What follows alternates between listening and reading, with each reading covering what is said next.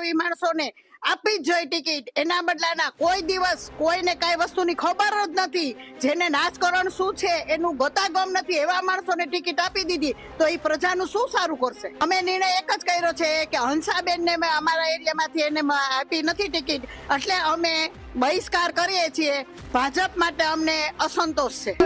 અસંતોષ થયો કામ બાબતમાં। બીજા જે વ્યક્તિ આવશે એ વ્યક્તિને અમે ઓળખતા નથી, એ વ્યક્તિનો મોબાઈલ નથી, એ વ્યક્તિ અમારા એરિયામાં જોયું પણ નથી કે અમે આ તમારા એરિયામાં આવશું કે નહીં, એની મુલાકાત પણ નથી, તો હંસાબેનની ટિકિટ કાપી નાખી। તો અમે અનનોન વ્યક્તિને કેવી રીતે વોટ આપીએ? અમે વોટિંગ નહીં કરીએ, એમના વિરોધ જ, ભાજપ વિરોધ જ।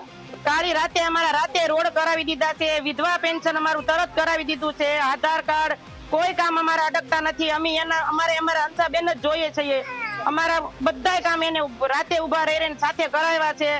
પણ ગમે ત્યારે અમે ભાજપ વિરુદ્ધ છીએ, અમે એમને કોઈ મત માંગવા અહીંયા અમારા કોલાબા ડેલામાં આવવું નહીં કોઈને, અમે કોઈને મત વોટ કરશું નહીં, આખા દોલત પ્રેસમાં કોઈને વોટ કરશું નહીં। અમે હંસાબેનને ટિકિટ આપવામાં નથી, ભાજપે દગો કર્યો છે, પેટમાં છુરી મારી છે। આવા ઉત્સાહી, આવા સમાજલક્ષી માણસને આ લોકોની કદર ન કરી, અને જે વ્યક્તિને તમે ટિકિટ આપી છે એને કોઈ દી ઓફિસ પણ નથી જોઈ, મોબાઈલ પણ નથી એની પાસે, અને લોકોની સાથે કોઈ કોન્ટેક્ટ પણ નથી, કોઈ એને ઓળખતું પણ નથી, અને એવા માણસને તમે ભાજપ વાળાએ ટિકિટ આપી છે।